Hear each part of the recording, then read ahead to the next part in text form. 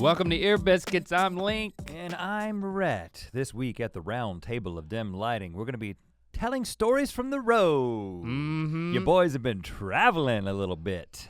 We've been touring the country, and we've got lots of experiences. We've got lots of experience. You know, road stuff. Yeah, the Tour of Mythicality continues. And so as of the airing of this podcast, we're coming off of a live stream that hopefully you were able to catch. Hopefully there were no technical, I mean, how ironic will it be if there were like some crazy technical problem and that's all we've been talking about for the past week? No. Maybe if I talk about it now, it'll jinx it and it won't happen. The other thing, well, and then if you didn't watch the live stream, there's still other ways that we're packaging the stage show that is the Tour of Mythicality, which I think we're not gonna call the Tour of Mythicality at that point. We'll call the thing something real catchy. Well, we know what it is. You don't wanna say? No. Okay, that's fine. No. If you watch the show, you can infer what it is. It's a stage show / comedy show. I don't know why I'm talking about it. But we're gonna be telling you some things that have happened to us in the course of traveling together for a couple of trips. So, yeah, because as of the recording of this, we've got a couple under our belts. Been to New York, been to Texas, and we're still gearing up for that San Francisco, San Diego, LA leg of the tour. But yeah, we'll get into that. But first, I just want to give a health update. Yeah, that's what we do now. Since you've given a lot of health updates, and I love them. I'm sure you do. I can't wait to hear your health updates. So can I give you one? I'm all ears. I hurt my back, brother, and you weren't there for me. I went to the gym. This was 2 mornings ago, and I'm in the gym, and I'm down on all fours in what they call the beast position, and on your hands and knees, and then if you lift your knees off the floor, so your feet. Who calls it the beast position? The instructor. Just your instructor or instructors worldwide? I don't know. I didn't ask him that. I thought that'd be insulting. No, did you make up that name? I think they did. That's my theory. You're on your, never heard get of on that. your hands and knees with your toes on the ground too, and then push. Oh, with the beast position? Push with your toes so that your knees come off of the ground. And it's a really good core workout when then you drag a bag across the floor underneath your torso. Just like a beast. Just like a beast. Known worldwide. Yeah, beast dragging bags worldwide. And then, man, I am up to legit status. What do you got, like a 60-pound bag? What are we talking, 70? I extended my right leg out straight. What's that, a 3-legged beast? Yeah, it's the 3-legged beast. You need to be consultants for them to certify the names. I will name all your positions. It made it difficult. Yeah. And then something tweaked in my back, like not on the spine, just to the right, definitely muscle, like mid-back. Yeah, like it feels, you got these muscles in your mid-back that you just feel like there's no way I could activate them right now. It's just like an unnecessary muscle, but it's actually really necessary. Like a deep muscle going over the rib cage kind of thing. Mm-hmm. I didn't think too much of it. Pride creeps in very quickly because I didn't want to stop. Yeah, you gotta keep going. So I kept going. And then right after that, I'm gonna do some squats with 2 kettlebells. So I'm like. What position is that? I take just the kettlebell squat. Squatting hen. Squatting hen. Squatting hen. The egg layer. Oh, the egg layer. So like I scoop up these 2 huge huge 70 kettlebells. pounds each? I'm talking like 130 pounds each. Oh gosh. I'm like, Yoop! And I pick them up and I have them I've scooped my elbows underneath and my thumbs are against my collarbone just like he told me. And then I start squatting to lay another egg. Is this Chad? Chad was doing it. And then I start coming back up and I'm like, ooh, that spot now is really hurting. And I drop the kettlebells and I'm like. You tapped out. I tapped out. I was like, I can't. I've done something, brother. I can't keep going. And then I did some stretches and he showed me, there was a correlation between the back and the hips, and I was like, I'm too far gone, man. I did some hip opening stretches. Right, he tried to loosen you up. But then I had to leave in defeat, and I had a hard time leaving. By the time I got home, I felt like I couldn't walk. Stiffens up on you. And I started to get really scared because you've made me paranoid with all of the stuff you've been through, it's scary stuff, man. You've been debilitated for weeks or months at a time. Yeah. And I knew that it wasn't like skeletal related. But I was still kind of panicking. And then I come in and we got to shoot some stuff. And I mean, I just feel for you. I know what it's like to be in a horrible mood because your back hurts. I mean, it's like, it's tough, man. Could you tell I was in a bad mood? Well, you weren't there for me because I texted you on the way home. Something happened. Because you were coming to pick me up to carpool in. Well, I pull up to your house and Link comes out with, like he just looks like, he's just forlorn.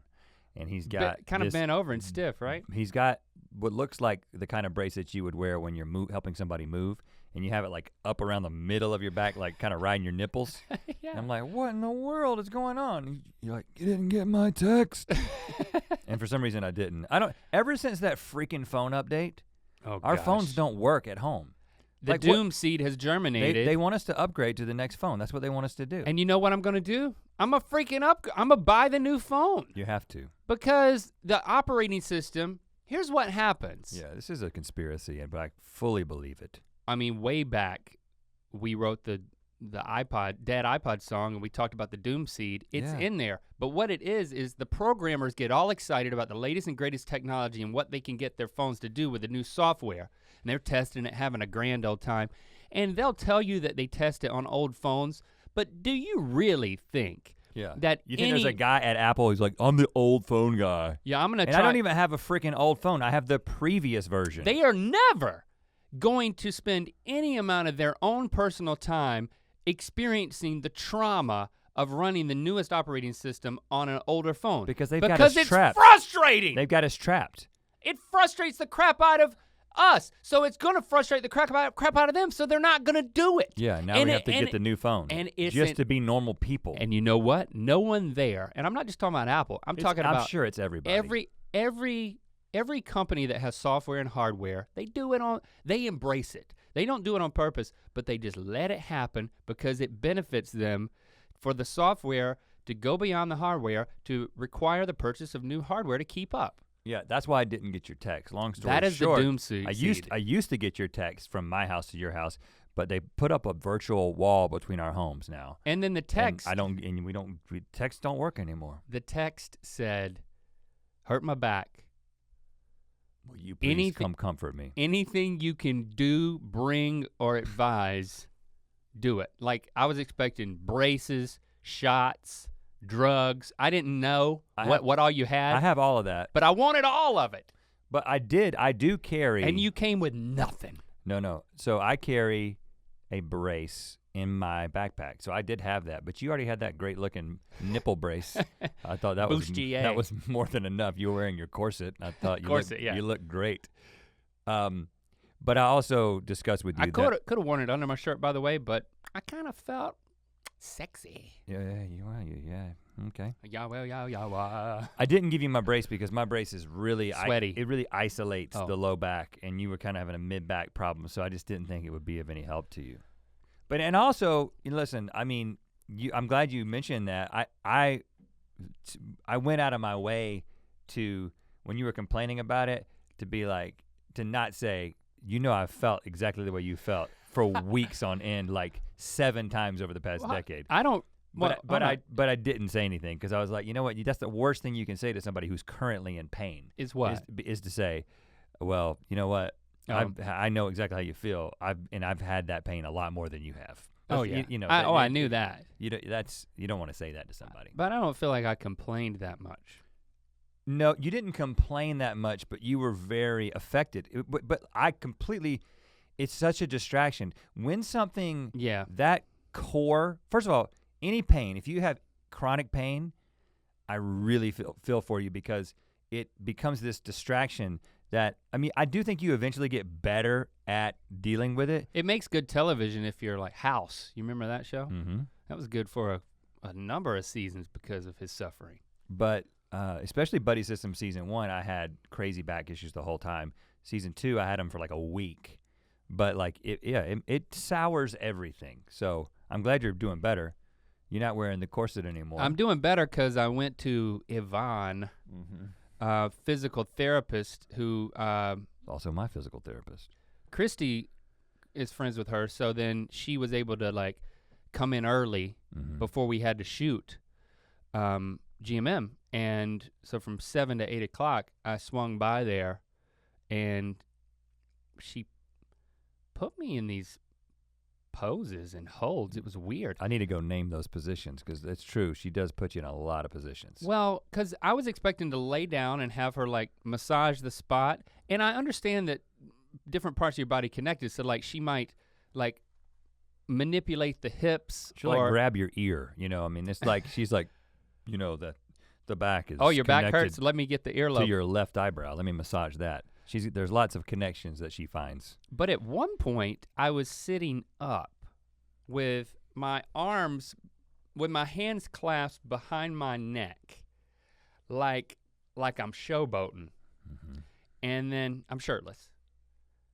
You took your shirt off, huh? Yeah, because you got to get. Well, very early on, I had to be shirtless so that she could like. Right. Yeah, I forgot about that part. You know, there's no reason to have a shirt on when your muscles are being specifically manipulated in your back. I mean. Yeah, put that on a t-shirt. My hands are clasped behind my bare neck, and then she's behind me, hugging me from behind. That wasn't part of the treatment. And then her thumb is like in my sternum. And then she told me to turn to the left, lower my right arm, my right elbow a little bit. She's behind me, she's looking at the ground. And then she's like squeezing and doing these like subtle things. It's just, it doesn't feel like anything. I felt like I was posing for a weird art project. Right, it doesn't feel like much. I was much. like, is somebody painting us right now? Yeah, well, I was. Because nothing is happening. Through that little peephole. She'd be like, it's drying right now. Look to the left a little. Okay, now relax. And I would be like, I barely look to the left. She'd be like, I'll do it again. It's like, just yeah, she does the tense, relax, tense, relax, minuscule relax. Stuff that if somebody walked in on it, it's not that you'd think it was inappropriate. Well, you would just think it was avant-garde. It's like, wow, I bet she's charging a lot for that. Performance art. And she was. Yeah, well, she does. But you know what? I feel better. Well, that's the thing that I applied some wet heat on my own time. And then how'd you come about that? Little hot tub action, baby. Yeah, wet heat. Now, I used to, because I'm a skeptic, right? So when she first started like doing that stuff to me, when I was dealing with because I've got like the back thing, I've got hip things, I've got knee things, it's like I'm a mess. She does this stuff, and like the first like 3 months, I was just like, man, this is BS. That's what I'm thinking, but I'm also like, I'm just gonna give it a chance. And I gotta say that whatever, I don't know how all this works, but the stuff that she showed me to do, that she did, and the stuff that she showed me to do, which like now stretches. I do. Well, there's stretches, but there's like getting certain muscles to like basically to increase the mobility of certain parts of your body, and then how it's like across your body, and this shoulder and related to this thing, and getting all that moving, like my back is so much better than it's ever been. Don't say it though. However, don't jinx it. However, I do currently have a pulled butt muscle, but it's definitely not. It's not hurting right now. But it's just like somehow I pulled my butt muscle in my Pilates class. Oh, but it wasn't. I don't know. Put that on a t-shirt. I don't know what to do. I thought about calling Yvonne, but then I was like, that's going to be a weird session, because there would be a lot of glute massage, which personally I'm into. But I mean, that does get even more awkward. We should live stream these treatments to defray some of the cost and the awkwardness. If you know that like hundreds of people are watching, maybe more, I think it actually is better for everybody. I think there's some sort of like your glute's not exposed. I think there may be like a HIPAA situation. Isn't that the health people? I don't think you can broadcast. I don't think you can broadcast. I thought you were talking about a hip, and like, you just said it wrong. Like medical situations. Like there's no doctor that live streams his meetings with his patients because it like violates some laws. I think the bottom line is, I still feel a tinge of pain, but I'm on the mend. It was just, it's just a pulled muscle. It's kind of deep. No issues there, long term. Well, I'm glad you're back, Link. No pun intended. Yes. Let's take a moment to let you guys know about some merch that we are very excited about. Shirts. If you're into origins, this is our Friendship Origin t-shirt. Rhett Link established 090484. These are actual photos of us on this picture. They are pictures on this t-shirt. Cute us. Get this at mythical.store. Get this. That's a salesman right there. Get this. It sells itself. You can also get this. This is the Well-Ophiginal. This is the creature that was birthed in the Book of Mythicality. Never gets lost. That never gets lost. It's going to be created one day using CRISPR technology, if we have anything to do with it. Also available at mythical.store. I was reading this morning that they've got a CRISPR pig now that is— A crispier pig? No, a lower fat pig made via CRISPR. Why you want a lower fat pig? I do not know, but it happened in China. They got a crispier pig in China. So look out for that. Thanks for supporting entertainment and repping your love for us. Let's just be real about it. Repping. You rep us. But we're also trying to create more stuff that's not just about like, hey, I'm a fan of this. It's more like, that's a cool shirt. A shared, you know what I'm saying? Shared I think passion that's cool too. For things. If you think that's cool too, put it on your body. Okay, so we're gonna talk a little bit about our travels. One of the really funny things that happened as we were getting ready to leave for this most recent trip that we've had as of the recording of this was our Texas trip. Yeah. And we had a car come they picked you and Christy up and then they drove to my house and picked me and Jesse up. And then drove us all to the airport so that we didn't have to leave a car at the airport. And so let me just say that like we're sitting in this SUV at the bottom of your driveway because it's like you can't drive up the driveway. You have a steep driveway so that the guy wouldn't drive up there. I told him not to. So we're just parking down there at the bottom and then we're waiting for you and then all of a sudden I look in the rearview mirror and I see there's a guy standing behind the SUV. Mm-hmm. He's not immediately behind it. He's like, I can see his full body and I can see that he has a dog at his foot that's sitting there. Yeah. And he's staring. He's not looking to and fro. He's not looking at his dog. He's staring at one point up your driveway. Mm-hmm. That's what he was. And it took me a while to figure it out, but I was like, he's looking like a statue, an angry statue. And he was looking up your driveway. And then I told Christy, I was like, look at that dude. And then that's as far as I got before you started coming down the driveway. So when I got to the bottom of the driveway and I saw him, I knew who he was and I knew what he was upset about. Because I could tell that dude was upset. You know how when someone's upset and their eyes water? Like I could tell from a distance that like. Well, he was mad crying? Yeah, he had a little mad cry, like his eyes were wet. I was like, I'm not getting out of this car. He was livid. But I thought that he was resting his dog. I didn't know if he was like, if his eyes were sweaty because it was like a hot day. I didn't know. Well, let me just give some background. So I share a property line with this man. And part of the property line is a fence that he has a fence and I have a fence and the fence there's like a 6-inch gap between the fences. No issues there. But I will say that the way I got to know him is that my kids were playing basketball. We have a little like basketball goal on the side of next to the house. And it's easy to lose your ball over into their yard. Mm-hmm. And so like the second day that we were there, like Shepard shot the ball over there. And so I sent the boys over there because I thought that was cool. You know, send your kids over to the stranger's house to get the ball back, to be like, hey, we're new to the neighborhood and my ball's over there, just so that they would get into the habit of throwing the ball back over, which happened for a while. And you don't want to be the one to have to go fetch the ball every time. Right. Yeah, so I wanted to be like, hey, we got the basketball goal. We got, you know, I know the previous owner didn't have like kids that were using it a lot, but we are gonna use it a lot. A lot of our balls are gonna be up in your business. But you sent them over to have that conversation without you. Yeah, and then I do remember my boy saying that it was an interesting, I don't remember specifically what they noted, but I noted that they said it was a kind of a different, they weren't super warm to the boys. I was okay. Like, interesting. But then the lower part of the yard, they have like a lot of vegetation in their yard, then I have like a lot of vegetation in my yard, and they kind of just come together, but there is a clear property line.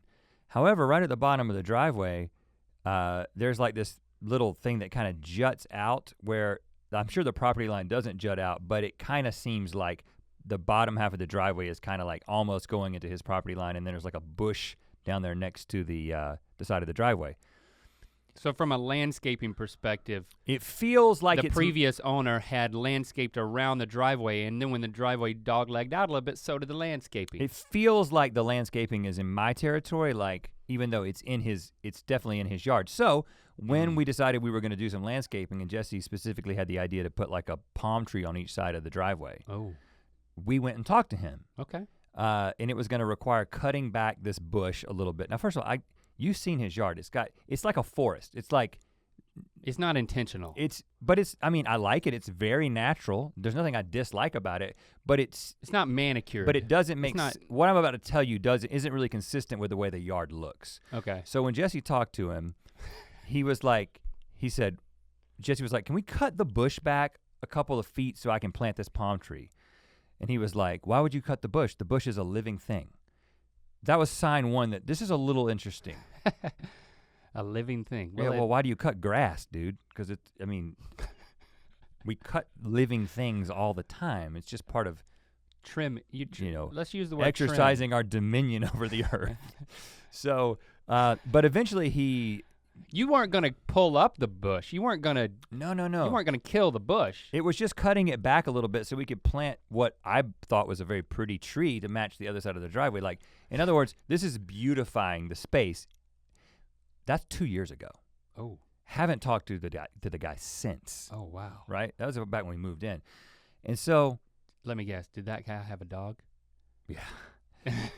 But the other day, so like 4 days before the day that we got picked up to go to the tour, I had asked my gardener to trim some bushes, and there was specifically one that was growing over the sprinkler, and it was causing the sprinkler to just hit the bushes and not actually go onto the ground cover that needs to be watered. So it hit one living thing, but it was depriving another living thing. Right. And so I was like, I have to cut one living thing to let another living thing live. You gotta make sacrifices. Right. So I took a saw, I found a saw. It's the trolley problem. And I went because I know that my neighbor is sensitive to these things, I basically just went to where the property line is, and I just cut the limbs at approximately where the property line is, so that, this kind of this tree / bush was just invading my yard.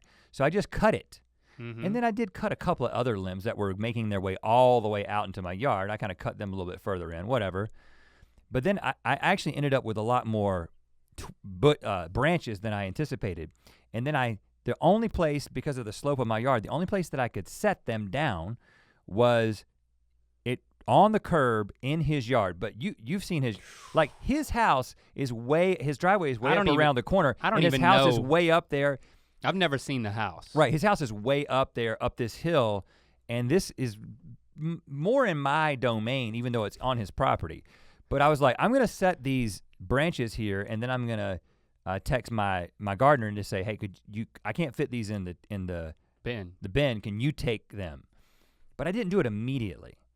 So what he was so pissed about was the fact that I had these limbs in his yard, and he's standing there with his dog, and he's like, what's the first thing he said? I wish I knew, but it was something like, what is this? What is this? And I was like, oh man, I'm sorry about that. I actually, and this is 100% true, I was like, I just texted my gardener to come pick that up today. Because that was true, because I'd done it before, because we were leaving. I was like, I gotta get this stuff out of this guy's yard. It was just on the curb. It was barely in his yard. But then he was like, baloney. I was like, hey, who says baloney? And it'd be like, hold up, you got baloney? Because I'm in. And I was like, do you wanna see the text? He's like, I don't wanna see the text. And then he says, if you wanna cut a tree, on my property. You talk to me. And I was like, well, I cut it at the property line. It was stuff that was coming. He says, if you want to, and then all of a sudden he went to the palm tree. He said, and that palm tree, that's on my property. You have 1 day to take it down. Oh, wow. And I was like, well, I'm actually leaving to go out of town right now. He says, I don't care, you have 1 day to take it down, and if you don't take it down, I'm going to chop it down and put it in your driveway. And I was like, great. And I'm watching all this from the SUV. I'm like, man, I should be filming this, but I didn't think about that. Now, I'm sorry. You know me. Now, of course, we've talked quite a bit. Jesse was in the car with us. We've talked quite a bit on this podcast about how we both handle conflict, and we wrote a whole chapter in the book about it. Now, if this guy confronted you, you would have been livid. Like you would have been mad, super mad. And I was except for the conversations we've had here, and I would hope that I'm a changed man, that I would have kept my cool, I would have done some deep belly breathing, and then I would have diffused the situation. But here's the thing about the way that I approach these situations. I actually was not mad at all. I wasn't mad at him at all. It's like my first instinct was, it was disbelief. I was like, is this guy really this mad about this? Is he really saying this? Is he really threatening me in this way? Yeah. Did he really say baloney? And then the second thing I was thinking was, how do I diffuse this situation right here, right now, and get this guy to back off? Like, so I was like, as soon as we get back, we should have a reasonable conversation about this. And he was like, reasonable my ass, or something like that. And and he was like, 1 day. He wouldn't, and then but before he walks off, he said something about, he made a judgment about you, right? He said, "What? I'm sure you're some really special person." And I was like, what is he talking about? And I think he said, I'm sure you're so wonderful. You're so wonderful. So that's what he said. What he was, well, again, I heard him. This may be me projecting onto this guy, but I have a feeling that because he has teenage kids, oh gosh, I have a feeling that they know that I'm a YouTuber. Oh, and so they probably have said something like, yeah, he's like YouTube famous or whatever. And of course, that doesn't mean anything to this guy. And so I think that it's sort of this like. Or maybe he could just, okay. No, and but so the way that he said it was very much like, you think you're so special because my kids think you're somebody or something like that. And I was like, what does that have to do with anything? You don't believe me that I'm gonna get this stuff picked up. I tried to diffuse the situation. But then I was kind of, he walked off. We get in the car and then both me and Jesse are both kind of shaken up and I'm like thinking, how are we gonna diffuse this? Like we're like figuring out a strategy for what we're gonna do when we get back. Like what are we gonna go take them a bottle of wine or something? It's because I really wanna go over and say. Here's the thing, at first it's like, my observation was, because you were verbally processing it with me and Christy, you and Jesse, and at first it's like, well, how do we resolve this? The babysitter's taking care of the boy. She needs to drive out the driveway. Are they gonna be able to move the palm tree out of the way if he thunks it down right there? Right.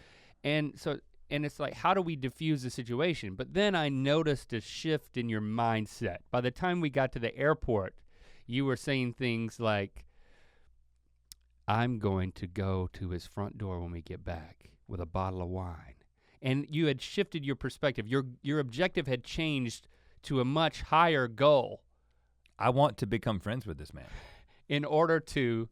Well, I want my palm tree to be there and I want him to be okay with it. Well, I think that's now C. I think A is you want to, I was gonna say kill him with kindness, but you don't want to kill him in any way. No, I mean, honestly, it's just, you wanna win, and define winning.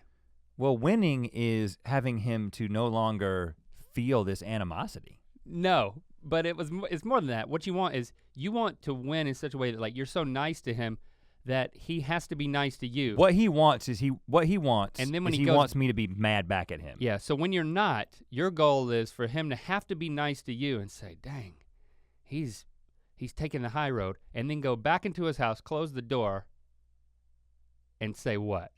And be really mad that he's not mad at me.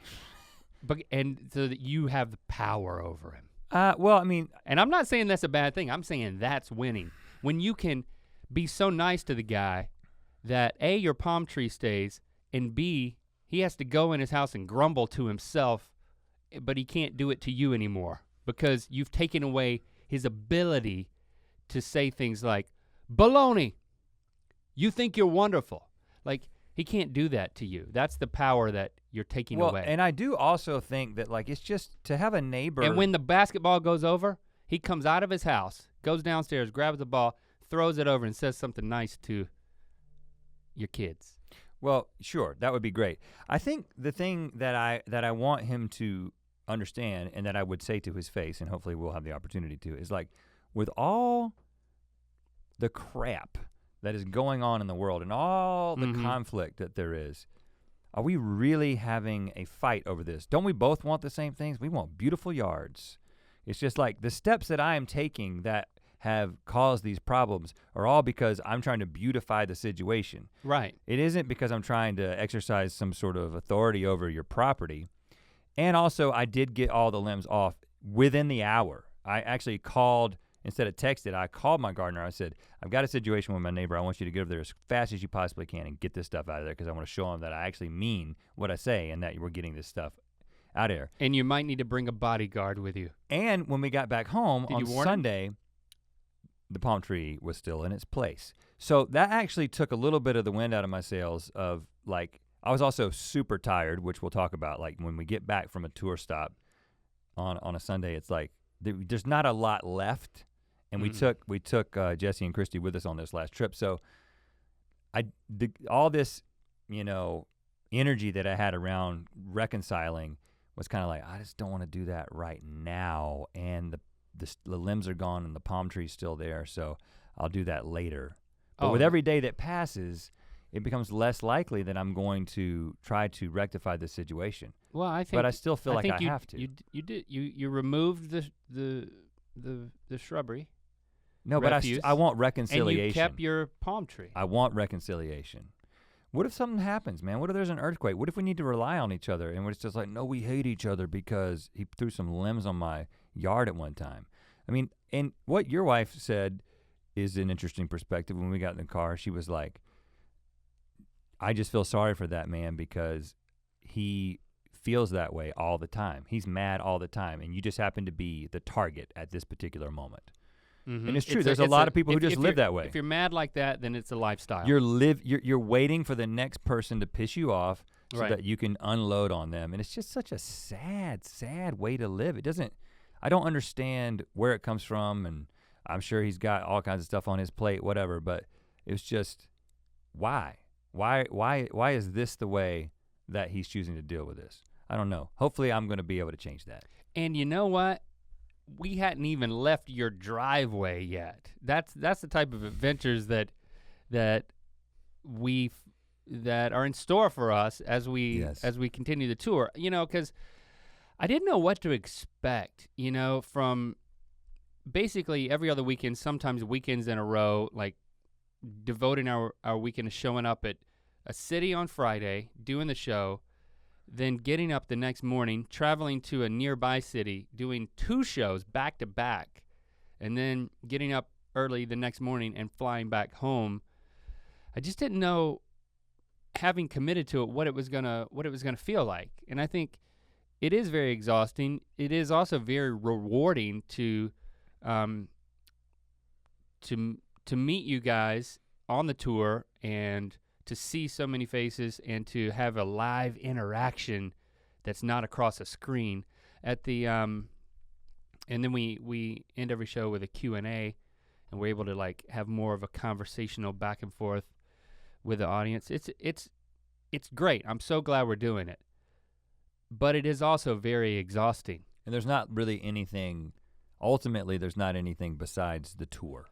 It's like, it's all about the shows. Well, there's the travel, the shows, and then the sleep that we can afford to get. And in between shows, I mean, just trying to preserve any energy you have or like recharge in such a way that you can give it your best mentally and physically. But we're not really doing that because in between the 2 shows on Saturday, at least the last 2 weekends, we've taken that time to go to a local bookstore, and we've been Instagram storying this stuff. Yeah. The whole idea is that we go to a place where the Book of Mythicality is. We take a Polaroid of us holding a book, our book, and we put it into one of the books, and then you guys find it. Yeah, someone who's in the area. And in New York at the Barnes & Noble, we did that, and we met a couple of fans in there, but they didn't see us like hide the thing. So we did get out of there. And then we got back and we did the show. And then after the show, one of the guys who was in the VIP line, like the meet and greet, who got to meet us, brought out the book, and he had gotten the book, and he was like, I saw the Insta story, and I like ran 5 blocks to what I thought was the Barnes & Noble, and I found the book. Yeah, he did find it fast. And then he brought it back to us, and then he asked us to sign it, and I took that as an opportunity to keep it. So but we had already signed it. No, well, we signed a Polaroid. No, but we had signed, that was the weird thing. No, I didn't keep it, he kept it. But that's the thing that's still the mystery that I thought about later, is that he had the book with the Polaroid signed, taped exactly the same way that we had taped it inside there. Yes. And it was signed, but the book we signed in the Barnes & Noble, but the book he had was not signed. I still don't understand what happened. I think someone at Barnes & Noble found that book and then took the Polaroid out and taped it to another book so that there would be 2 books with something valuable to a fan in them. That's what I think. Altruistically, someone distributed the signatures. So now there's a signed book and a signed Polaroid in another book. That's what I think happened. But then when we were in Texas, in Dallas, we had the two shows in Dallas. So we typically do 1 show on a Friday night and then 2 on a Saturday. And we drove from Austin to Dallas on Saturday morning. And then in between the shows, we were like, we're gonna go to a Walmart because the book is being sold at Walmart. And for some reason, the closest Walmart we could find was like 20 minutes away, maybe more than that. And so we drive, and so we're also gonna go to a Whataburger because everybody is telling us that you guys— in Texas, you gotta go to a Whataburger. Everybody's like, you gotta go and you gotta say whether or not it's better than In-N-Out. So we're like, okay, in between the shows, let's go do that. And wishfully, we thought we would also be able to take a nap. That never happened. So again, all this is on Instagram, was on Instagram if you follow the stories, but I mean, first of all, Whataburger, we tried that. It is not In-N-Out. Yeah. Sorry, Texas. We did say that on Instagram, but it is no In-N-Out. But now whenever I eat In-N-Out, I'm like, Whataburger. Yeah, right. That is a great burger. You have taken the slogan. Yeah, I mean, they got so many things they're trying at Whataburger. Yeah, it's the way that's a sign. The way you put it was they were kind of going the Arby's route, which I think they're actually going the Carl's Jr. route. Yeah. In that, again, specialty burgers that like are fleeting. But they're there for a month and they're gone. Oh, this one's got pico de gallo. But and to me, chorizo to my personality, to your personality, In-N-Out is like the bullseye. It is like we do 3 things. Yeah. We do burgers, fries, and milkshakes, and we do them the same way, and we've done it for 50 years, and it'll never change. And that's broke, don't break it. That is your bullseye. Now, I appreciate that, and I love those burgers, but I also do appreciate, like, oh, we got a catfish burger. You know, it's like, we something new, yeah. Yeah, there's something new with a bunch of different weird ingredients on it. I just feel like they're searching. Well, yeah, but I mean, every once in a while you hit a bullseye. I mean, every time I give you a fart in one of those games, it helps you, right? 4 darts are better than 1, right? I gave you 2 farts and you won. It's a weak analogy. I think it's actually pretty strong, but I mean, we got the normal burger and it wasn't great, and we had to apologize left and right because we were in Texas. Well, the problem with doing that many night. Different things is that if you're gonna stack up the variety of one restaurant against the restaurant who does one thing, that's not really an apples to apples comparison at that point. Because if you like variety, you're like, well, I don't want to eat the same burger every time. But if you're just we just got the Whataburger straight, no frills. They had like a chorizo burger and a chili burger. We said no to that. Went with just a straight Whataburger. It wasn't a bad burger, it just wasn't a great burger. It wasn't bad. It was like I was satisfied as a meal, but I don't choose to eat a lot of burgers at this point in my life. And I want it to really count when I eat it. And then we trotted across the street to the Walmart and literally spent 15 minutes just trying to find the book section of the Walmart. Good gracious, I haven't been in a super Walmart in a long time. And then once we found it, it was at the front of the store. We literally did a lap around the whole Walmart. Boy, that was exhausting. Yeah. And then we get back up there and they've got more romance novels than you can shake a stick at. Yeah. But they did not have one book of mythicality. Now, they did at one point, so that made me feel kind of good. I know that they had them there because we called ahead to make sure they would have one. But and then it was gone, so they were sold out at the Walmart. And also this was interesting, I mean, to me at least, is that the people of Walmart don't really have anything to do with the books that are on the shelves. It's just there's a vendor. There's a vendor who comes in and just supplies the books. And lots of places, like I've seen lots of the Beasts taking pictures, Target, Walmart, elsewhere, where they just have like a handful of books. Like that's not gonna happen as readily at like a Barnes & Noble, that's a bookstore, they've got more of a stock. But some of these places that just have a book section, they might have 10 books, and those 10 books of mythicality are getting sold so quickly that so many places don't have them. I mean, hopefully that makes me feel good, but the problem was we're Insta-storying. Right. Is that how you say it? This whole search, because we were like, oh, we're gonna go up, we're gonna find a book, we're gonna sign it, we're gonna take the Polaroid, we're gonna put it in it, we're gonna get out of here. And then by the time we were like Insta-storying the fact that we couldn't find our book, like we had people sprinting in the store. Yeah. Fans. They were there already. And they were already there looking for the book, and it was like there we were, still trying to like hide the goods. So it's kind of like when your kid comes out for the Easter egg hunt. He's like, I'm not done hunting eggs. Yeah, it was. Get back in the house. It was a little awkward. And then after they got their picture, then they just kind of went over to the book section. I was like, oh, I guess they're the ones, they're the ones who are gonna get the Polaroid, which I didn't feel bad about. We gotta get out quicker. But then the interesting thing that happened. Santa doesn't want to be in the sack when the kids wake up in the morning. Oh gosh. Then when the fans got their picture taken with us, then the employees of Walmart, who had absolutely no idea who we were, just lined up. One after the other, they all wanted to get their picture with us. Which I gotta think put their jobs in jeopardy. Yeah, I mean, they had no idea who we were, but one lady was like, I think my granddaughter would care about this. And so she got a picture, and then somebody else got a picture, and somebody else got a picture, and I was like, you guys have no idea who we are. We could be serial killers. Of course, that probably wouldn't be why somebody was getting a picture with us.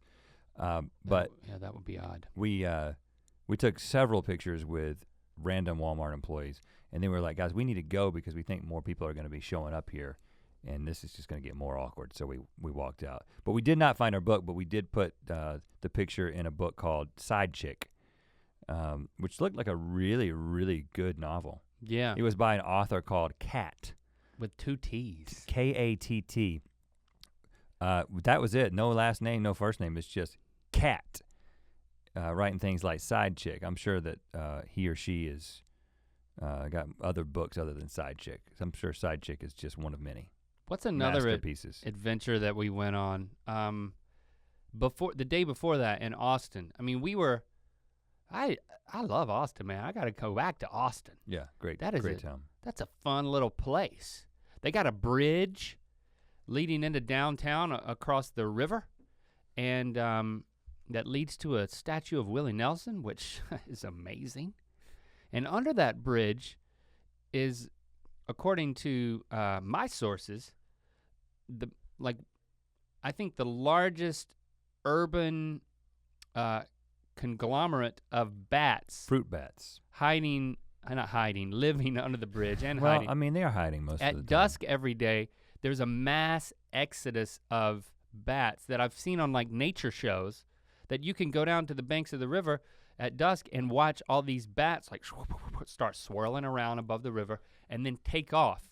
And if you have radar vision, it looks like a storm is coming out from under the freaking bridge, man. Who's got radar vision? The people of Austin, I think. I don't understand. If you were looking on a radar, it would look like a storm. You mean like infrared? Like a weather radar. Oh, that. But if you had that in your eyes, like if you had like a Snapchat filter that is weather radar, that's a good idea. I think that would be really inconvenient for someone on the ground. It's like, storm's coming up. How can you tell? Well, the same way you can tell, except I've got radar vision. It's not really helping me. Yeah, it's just they look like clouds still. I think on a radar, the bats register as a storm, is what I'm trying to say. I doubt that. That's what the guy, you were there when the guy told us. He said that it registers on the radar? Yes. I didn't hear that. He made that part up. What? Well, he said it. I just block out false information. So much that you didn't want to even hear about the bats. This is a misconception. My wife, and first of all, my wife we brought our wives with us.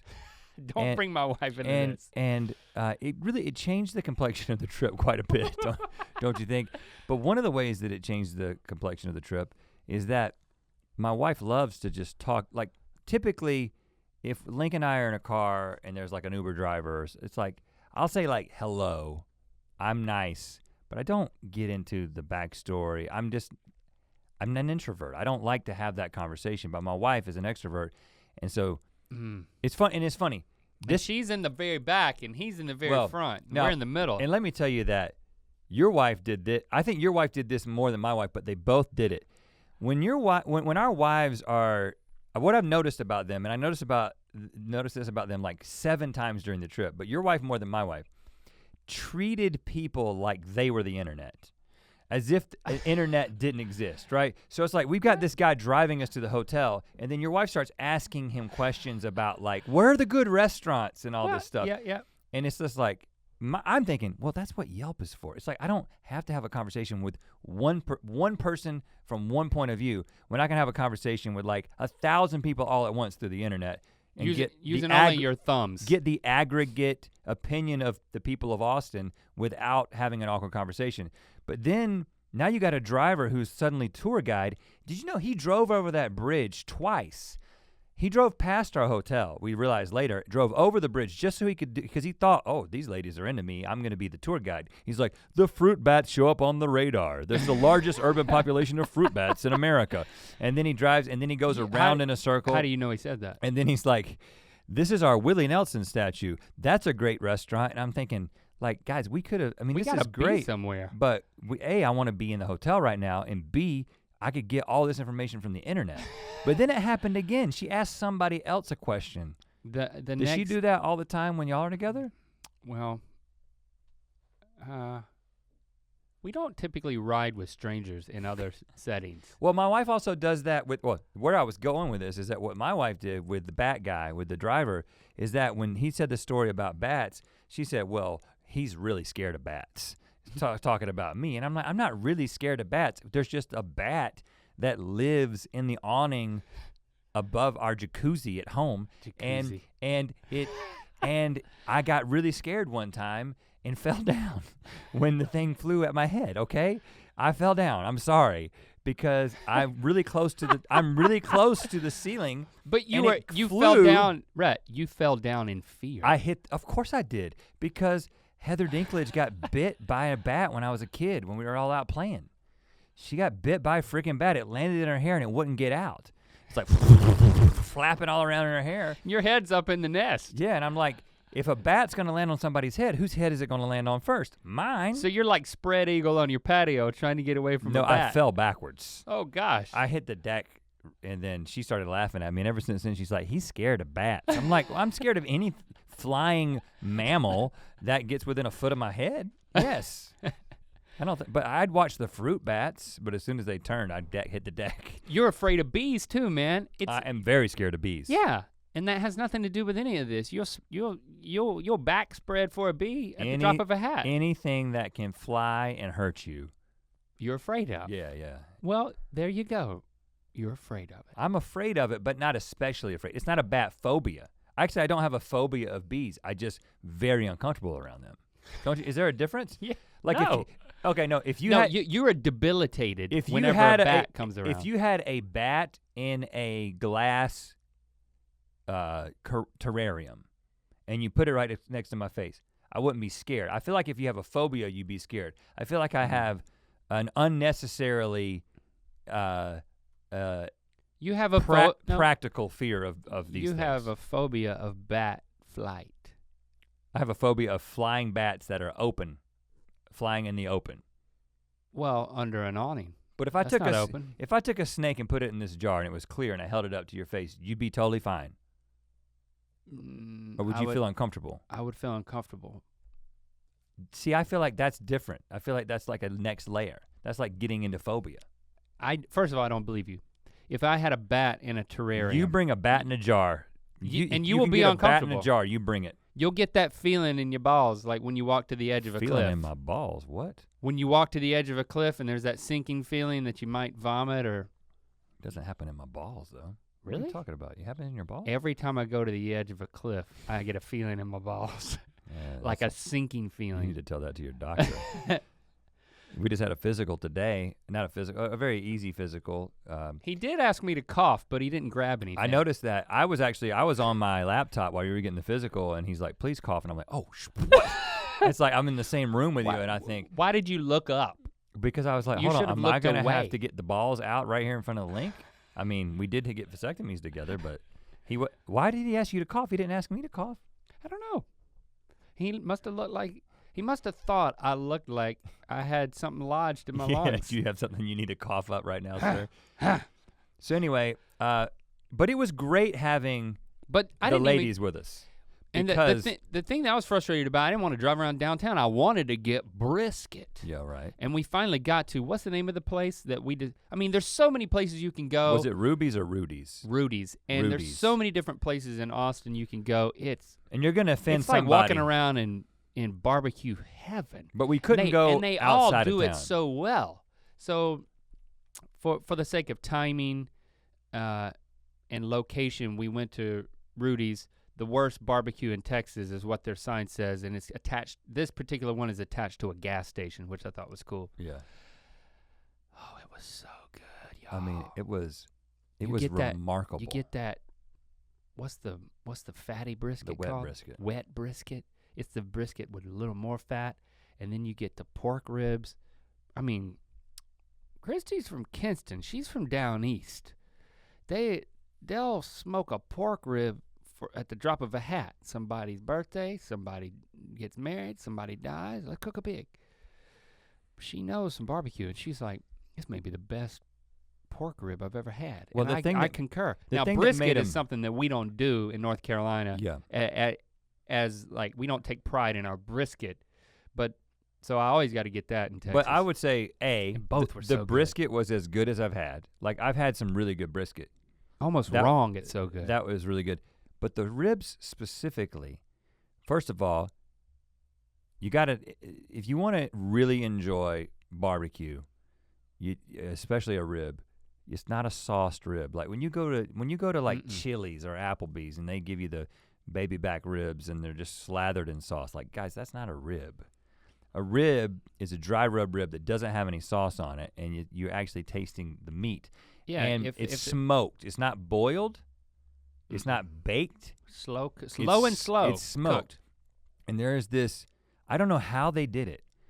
They have it where it has the taste and like smoke ring of a smoked rib, but the tenderness of one that has been baked. Like it's not quite falling off the bone, but it comes off clean.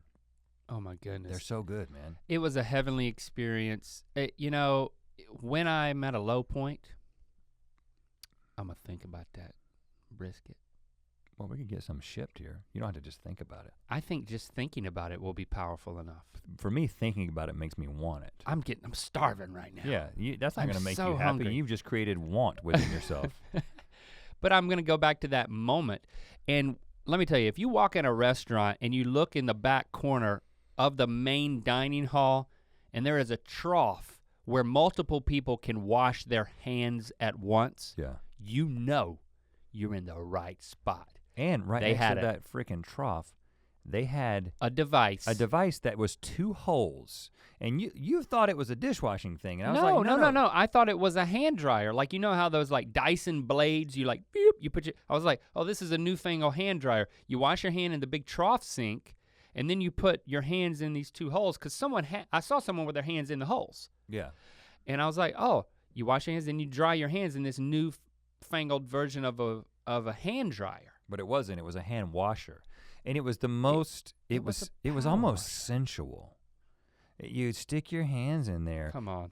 And the water starts going, and it's warm, and there's soap in it, and it's spaced in such a way that the soapy water is lower than the rinse water. Oh, really?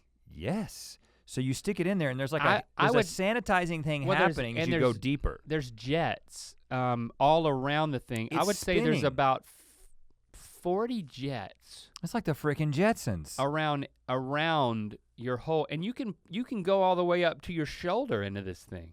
No, you can't go that deep. You can go almost to your elbow. It's not like delivering a baby cow. But you can, I mean, because sometimes when you eat ribs, you know, if you hold them like this long enough, you're gonna get drip all the way down the forearm, and they take that into account. It was a sensual experience. Exactly, it was just warm water, and as you pulled it out, there was like a curtain of rinse water that just rinsed all the soap off, and then I was like, where are the dry holes? Where are the dryer holes? And they didn't have dryer holes. They didn't have dryer holes. I mean, I think those are your pockets. I think 2018 they'll get dryer holes there. Well, it should. The water should turn off, and then the air should turn on.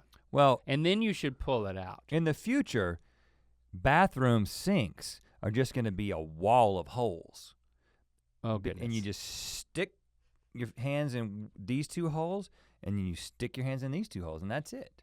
I think probably toilets will be that too. Yeah, restrooms will just be a series of It's holes. just a wall of holes, and you just kind of go up against it. We have seen the future. We know for certain. Wall of holes. That's it. You know what? That was amazing. I got an idea. We open a restaurant. I've not seen that anywhere else. We call it Hole in the Wall. Oh. And then people come in and be like, but this is real fancy. And we're like, yeah, the hole in the wall has nothing to do with the decor. It has to do with the bathroom. The bathrooms are just holes in the wall. So you reach your hand in and you pull out brisket? Is it in the dining room too? Oh gosh, yes, the whole restaurant holes are everywhere. The whole restaurant is holes. Hole in the wall. Hole in the wall. Yeah. That's how you get your food. That's how you pay. That's how you wash. That's how you tinkle. Yeah, it's an entirely anonymous experience. It's just all holes in the wall. There's no tables or anything. But it's a very tasteful, that's the subtitle. Hole in the wall. A very tasteful experience.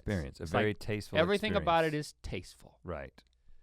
Hold on, we gotta I should go back to New York. I gotta show New York a little love. Of course, we went there first, and before the inaugural stop on the Tour of Mythicality, which was in Huntington, Long Island, we had to make a few PR stops, including the Ryan and Kelly show, the Kelly and Ryan show. Kelly and Ryan. Live with Kelly and Ryan. Yeah. Many weeks back now, maybe you saw that. But first time we were on there, Ryan Seacrest was absent. You know, the guy from American Idol. I know him. I felt like I knew him really well because like I watched a lot of American Idol from like season 2 to like back in the day, like me and Christy, we would time the changing of our kids' diapers in like season 2, season 3 of American Idol, because we didn't have TiVo and you couldn't pause it, and we were that into American Idol. Yeah, the first few seasons. Yeah, I gotta run and change the baby's diaper. I remember that, in a commercial break for American Idol. That's how into it we were. And I just thought Ryan he's always been excellent at it. I just thought he was just great. He is the kind of guy that you feel like you know because you've seen him so many times. Yeah, I think people may feel that way about us. And you know what? I'm honored to be, I'd love to be mistaken for Ryan Seacrest one day. Any day of the week. Every day of the week. You don't think you would? No. You're taller than him. I'm a lot taller than him. We didn't meet him before the show. And of course we met Kelly last time. She's great. She's a personal friend now.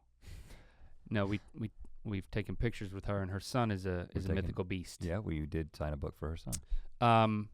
But we didn't see Ryan until we like walked out and we were actually doing the show. Mm-hmm.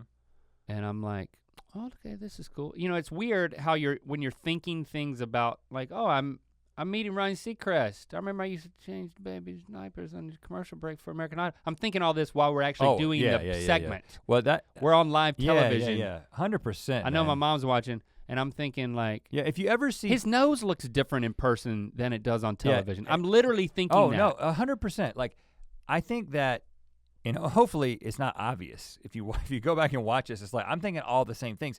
You're not thinking about what you're supposed to be thinking about. Like, and that's no excuse for why I spilled the whole smoothie all over the table. I did that for comedic effect, that was okay? That was purposeful. But you're thinking about the experience that you're having. I mean, well, like, that's good. I feel like it's good to be in the moment and that we can do that. Be like, oh, I'm assessing Ryan Seacrest's nose location. But there's things like that, but there's also like, oh, this is interesting. There's a live, even though this is the second time we've been on the show, it's like, this is live and there's an audience here right now. And like, I'm kind of trying to make them laugh, but I really should be thinking about the people who are watching at home. And like, you're having all these thoughts as you're doing it. And then we did the thing, and then I called Jessie and I'm like, did you watch it? And she's like, yeah, you swayed a lot. Swayed? You swayed a lot. Like, I'm like, what are you talking about? Like a palm tree at the corner of your yard. She's like, you were kind of like stared at by a neighbor. You were swaying back and forth quite a bit, and I was like, really? You got to stop that, Rhett. And I was swaying. What I was doing is I was having the thoughts that you're talking about. I was thinking about, oh, we're on the show and we got to move things along. We got to be funny. But I'm thinking about, I'm seeing Ryan Seacrest for the first time. That causes me to sway, apparently. Do a little, was it like a dancing kind of sway? Well, like you're listening to REO Speedwagon? No, it was like I'm ready for action kind of, like, I think it was my attempt to be energetic because I have a tendency to just be pretty low key. Oh, so it was an athletic sway. It was like a weight shifting so that you can like dodge a hook. You'd be ready for anything. But I'm such a large individual and I had on a jacket. So I think when I start swaying like that, like there's like a bell effect that happens. Whoa, almost turned over my. Mm-hmm.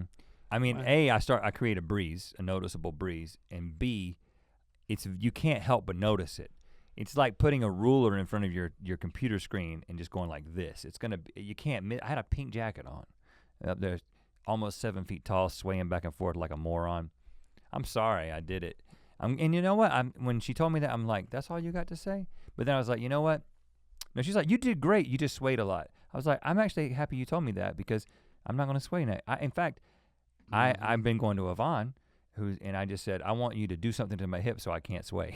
Oh. I work the sway out. I think she's trying to do the opposite, actually. Wants to loosen all of that up. Yeah, she didn't. Tension in the hips makes its way into the neighbor's tension. We met Ryan Seacrest's assistant, who after the bit, we got our pictures with both of them, and then I think this was afterward. She comes in with a couple of boxes for us, bags with boxes in them. She's like, Ryan wanted me to give these to you guys, and we're opening it up immediately. It's like, oh yeah, Ryan Seacrest's gonna give us something nice. And she's like, it's his skincare line for men. And it was a box with like, I can't remember what the brand was. It's Dr. Somebody. It doesn't say Ryan Seacrest on it. I just think he must have like a sponsorship deal with this like skincare for men. And I'm like, wait. I got like a skincare regimen now? Like, well, you don't have to. Christy, I've been using it. You haven't been using it? I broke this thing out and it's like. I have my own. There's 3 tubes. My own line link. Yeah. Well, I've made fun of Christy for like years because she has this like, here's my nighttime skin regimen and here's my morning skin regimen. There's like, I can't make sense of what's on her sink and what's in the shower. There's like seemingly 3 versions of the same thing. Then if you read the fine print, it's like step 1. Nighttime it's cream. Like step 5. Midnight cream. Step 9. And early morning cream. And I didn't know I would react this way, but then when Ryan Seacrest gave me my own skincare regimen, I was very happy about it. I was like, I have a 3-step skincare regimen now. I've been doing that. I've been doing something similar for like 2 years now. Really? No, seriously. You didn't tell me about it. No. The first one is like rubbing lotiony dirt all over your face. It's like, this doesn't feel right. Exfoliating, man. And then you wash that off. And then the second step. It's kind of funny to hear an adult man talk about exfoliation cream like it's a new invention. And then the second one, oh gosh, that scared me. What was that? Did you hear that? It was it's these headphones. If you'd have heard that, it's like scraping a brisket across Ryan Seacrest's face. Well, that's what I just heard. I heard it as well. I did not have as visceral a reaction. Now, if it was a bat, it was like I would have been on my back. I am afraid of Ryan Seacrest's brisket face. That's my phobia. Are you about to tell me that the third step is brisket? Second step, man, is pork ribs. Shave cream plus soap. It's like face wash that then you shave off instead of rinse off. Are you sure you read that right? Yes. I have to read it every time because they all look the same and I don't want to do them out of order. You shaving your forehead again? I don't, I wash the part of my face that I shave. And then I'm most concerned about, what about the other parts? And then the last thing is lotion for the face. It's pretty revolutionary. And it has. We've got exfoliation cream, shaving cream, and lotion. Plus soap, man. And then it's, and I put that everywhere and it's got a SPF in it and it feels like I'm putting on sunscreen. Well, because that's what SPF is. And I just think when you're as old as we are, me, you, and Ryan. How old is Ryan Seacrest? Older than us, but not by much. 58? No, I don't know, 43, 42. 42, yeah. He's 42, see, we gotta care about these things. I'm like, all right, I trust well, no, Seacrest. But seriously, I have this, I started this a couple years ago because, well, I get that everyone always tells me that I look tired. And guys, I don't look tired, I look old. That's, you just need to get more specific. That's what's happening to me. I'm aging, I'm 40 years old. I'm not gonna look like. Not me, I'm using my regimen, man. No, but I was like, and also my eyes are like big and buggy and also when, like, this is a perfect example, like on camera you got lights that are coming down and also your eyeball itself creates a shadow. That's how much it bugs out. And push them in. Talk to Yvonne about that. Because, well, she has to pull on the middle of the nose. She like she just grabs your face and this with her thumbs. She never does anything direct. She'll like give me a wet willy and my eyeballs will go in. Now, because I'm gonna partly blame you for this because you've got glasses and we can't have a light that reflects, and so we have to have a light that is high enough so that it doesn't reflect in Link's glasses, and that creates this situation where I've got these bags, and so I've got these big exposed eyeballs, and sometimes like the bags are really, really kicking in. Yeah, we have the opposite. My eyes are so deep, it's like Yvonne's pushed them all the way in. We need to tell her that we need a happy medium. Right, we need to go in together. She needs to hug both of us. Because of that, I have a two-step process. Oh, at night efficient. Where I put this, and then in the morning I do this. What's in the night? Well, I do like a retin-A based thing, which is like acne. Well, it helps with acne, but it helps with like discoloration and like, you know, as you start getting older, you get like weird spots on your face and stuff like that. So it keeps that from happening. And then the eye gel keeps from the bags, man. It's like I got to do it in the morning, like before we shoot. And even though I still do that, it still looks like if you go back 5 years, you can be like, oh yeah, he's getting old. He's getting old. I see it. All that stuff is hoodoo, man. No, it's not. Eye gel? First of all, what is hoodoo? Did you mean voodoo? No. But hoodoo, it's a term. But it's not, man. Next time you're in an Uber, ask him.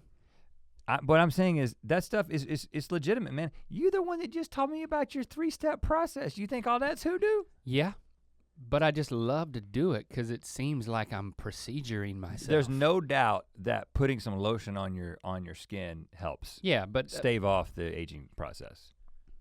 Absolutely no doubt. It's been scientifically proven. Have you watched a commercial? My actions and my emotions speak louder than my words. Yeah, but I've been doing that process, man. I swallowed my pride a long time ago. You hear enough comments about something and then you start doing something about it. Next time I see Ryan Seacrest, I'm gonna be like, Ryan, I've been using your skin regimen. He's gonna be like, well, I don't. Good for you. He does. I use the expensive stuff. That's what he's gonna tell you. No, I believe in my heart that I have a connection with him every time I rub my face. You think Ryan Seacrest is sitting around shaving his whole face just to wash it? Psh, he's not doing that. It's a prank, man. There's probably a camera in that 3rd step. Like how many people are gonna think that we can actually put shaving cream and soap together in one product. Explain the camera. I'm saying that the whole system is an elaborate prank on people like you, and like 4 years from now, there's gonna be a compilation video on Jimmy Kimmel. This is gonna be a bunch of people washing and shaving their face at the same time, and you're gonna be the star of it. Okay, I'm fine with it if that means I can have your box. Well, I do want to test it. I might add one of the steps to my 2 steps. Since you had 3 steps, I only got 2 steps. I feel like I need another step, but I'm definitely not gonna wash and shave. I don't shave at all. We could, and then we're gonna invent like a mythical face regimen. Of course. For sad, middle-aged men. Yeah. But it's gonna involve brisket juice. We need to do a teen acne brisket juice regimen. Yeah. Step 1 is rubbing brisket. Step 2 is you just eat pork ribs just because you can. Experience the sound of brisket rubbing across your face, just like Ryan Seacrest does. I bet you brisket on the face would help with acne. Something about the fats. Something about it. Yeah, well, it'd give you a youthful glow. All right, guys, we're gonna tweak it. We're gonna go into R&D at Mythical Entertainment, and we won't burden you with the details until it's fully fleshed out. Thank you for listening, and thank you for letting us know what you think about Ear Biscuits using #Ear Biscuits. I regularly go on the Twitter and look up the #Ear Biscuits to see what you guys think. Yeah. So thank you for doing that. And then he tells me about it and we talk about it. Yeah. Sometimes I'll search it too. That's why there's 2 of us.